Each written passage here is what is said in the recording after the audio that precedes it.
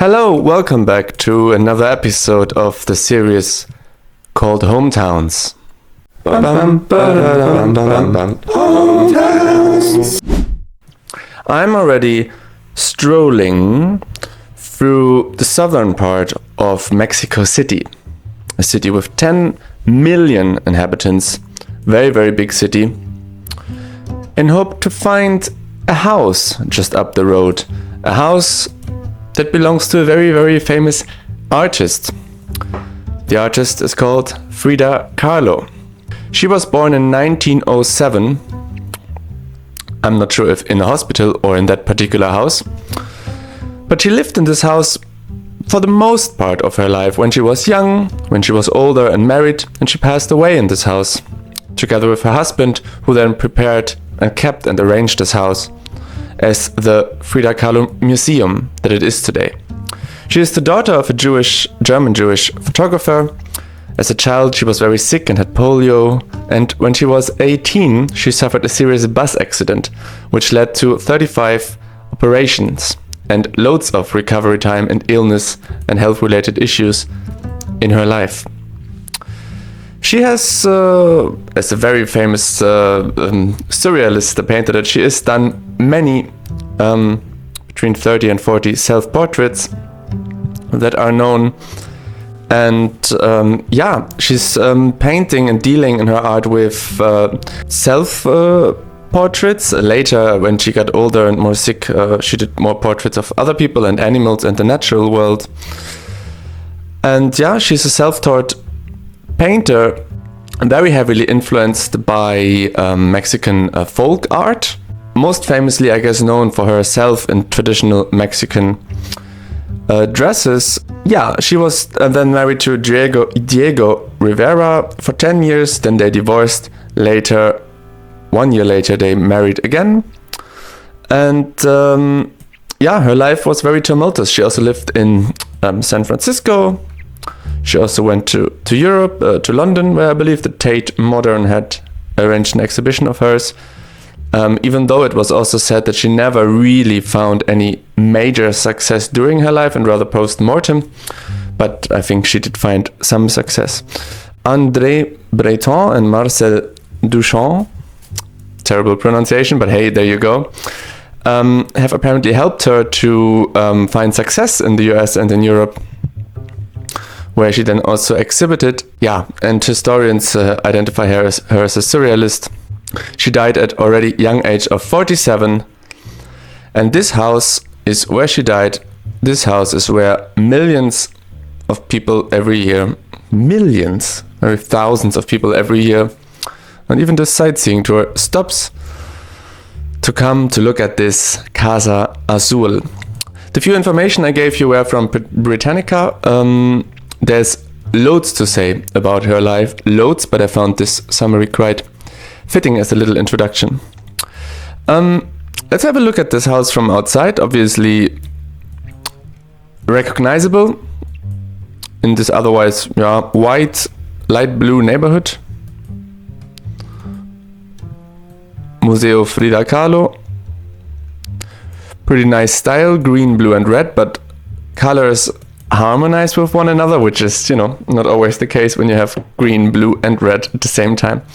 And I saw, interestingly, that, lucky for us, one can go inside the house. So we should just do that. See how the couple left it, how the couple arranged it, how she lived. Now the house, as this first impression gives, is full of stuff. I know as much as you. Generally, I know of her, of course. I know of her paintings, but I don't know much about her life. She seems to be one of these persons about whom one could say she is an artist in all life aspects, not just living her normal life and being a painter, but an artist and a very curious mind in all her life aspects. Bad medicine, all sorts of paintings. This, I believe, is Diego Rivera, her husband. And we can just walk through the house like this. Here's another bed, kind of cozy, nested here in the hallway. And very interesting space, really. This looks like some room that has been a painting room of incredible beauty, I would say. Also, thanks Google, official Google Street View. That's always nice to see. There's some degree of professionalism given then. I don't know how much of this is also staged. Obviously, the idea was to display her home as a museum, so I think what we see is kind of how it was, but you know, at least it was cleaned up a little bit and arranged, I guess, a little bit. Except she was very orderly. Yeah, one thing I didn't know about her is that she had an affair with Leo Trotsky, who had to flee Russia in 1929 because he would otherwise have been killed by Lenin? Perhaps Stalin. However, Leo Trotsky has a museum just around the corner, and they had an affair whilst being in Marseille, I believe. But then Leo Trotsky and his wife built a house in Mexico City, where he was then brutally murdered with an ice pickle. Yeah, what can I tell you? I love these globes. This is what I can tell you. Absolutely beautiful. Oh, wow. Now, I don't know if there is such a thing, but I would say this home arrangement is a true Mexican dream. It's just so beautiful. Yeah, we are not in the very city center of Mexico City, but I guess still, of course, very busy out here. So having this kind of courtyard is a nice, nice for the mind and the soul, you know.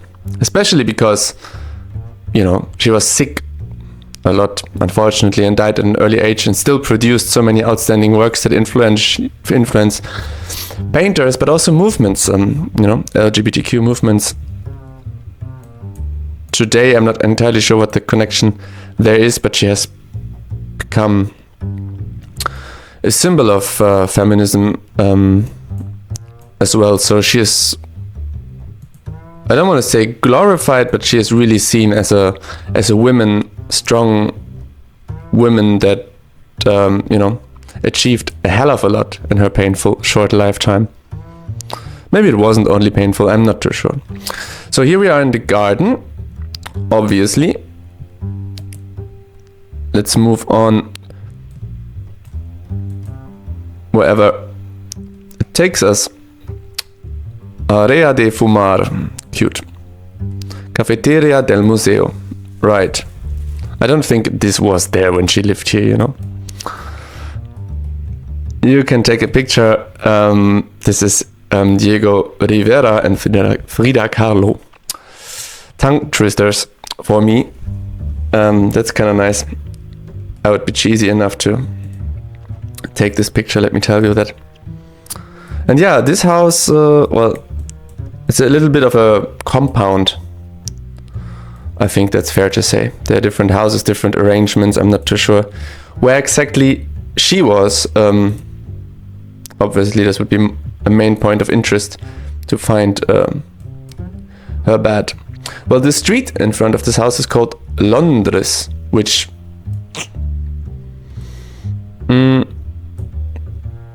maybe means London, referencing her relation to London and exhibiting there and finding success there. Now we're being thrown out of the house again. So, such happens. Let's go back in. If we somehow can. Yes, we can. Sculptures, various objects. Somehow, I'm not even sure how to describe her artistic style.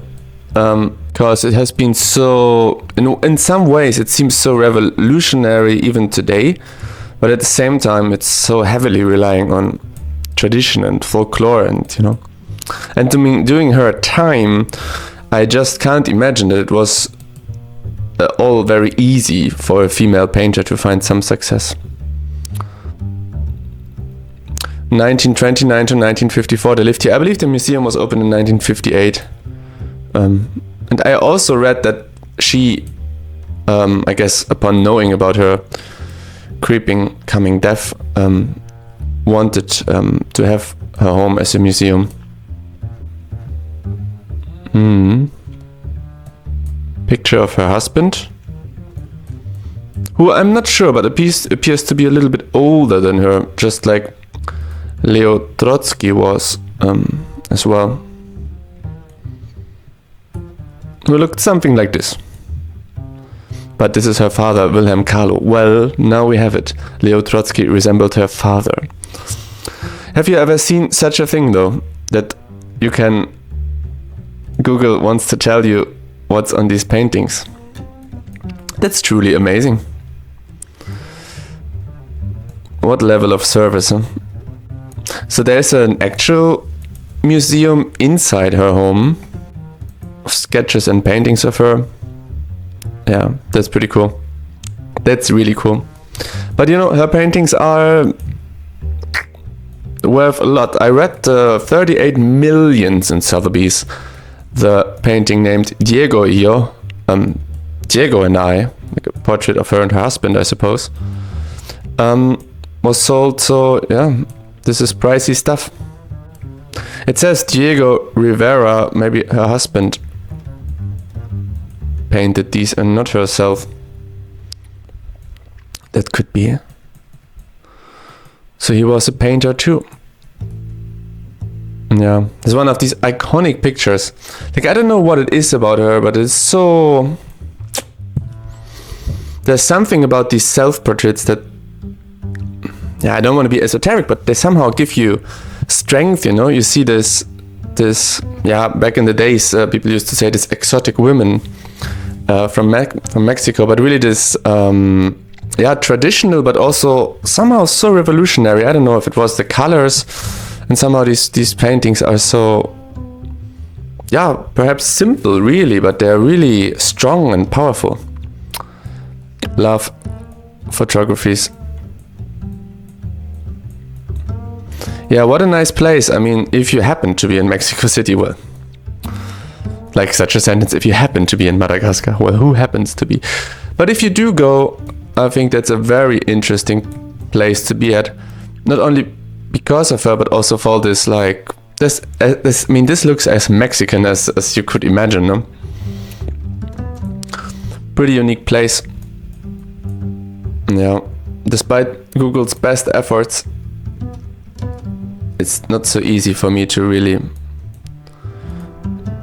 make full sense of where am I supposed to go here. Oh, this we haven't seen.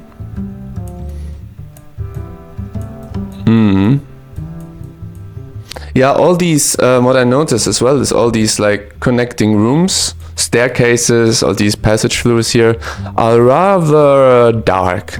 And the main rooms are bright and colorful. So there's this kind of dichotomy, somehow, at least. That's how it feels to me at first glance here. Next to it is a hotel called Casa Frida Kahlo. Frida Kahlo. And yeah, pretty unique place to be from. Now, what I wanted to say earlier is that just a little bit up the road here is Museo Casa de Leon Trotsky, which we can have a quick look from outside since it seems to be relevant. Very different, huh? This is an actual museum. I don't know if he lived here. I guess so. Maybe let's have a quick look. Not that it really matters for this video, but there he is. Trotsky hanging, well, Leon Trotsky hammer. And sickle, well, socialism. Frida Kahlo was a big socialist, wasn't she? Big communist. Yeah. Now, one thing I want to check, as I do per usual, is if there's any mural. There's one just around the corner or a little bit up the street. Nice one. Nice one. Also looks like it's been kept fresh and renewed. Beautiful. Yeah, I think a big part of her fascination are these big joining eyebrows in a way. I don't mean this disrespectful. It's just somehow gives her such a strength, a strong look as well, you know. Are there any other murals? Probably there are like 200 in Mexico City, huh? Seemingly not. Sure, she is not Leo Messi from the other video. But yeah, thanks very much for watching. This was a quick look at the place that Frida Kahlo was born into, lived with her family, with her husband, and died after only half a life lived. So thanks for watching, and I'll see you for the next video. Bye bye.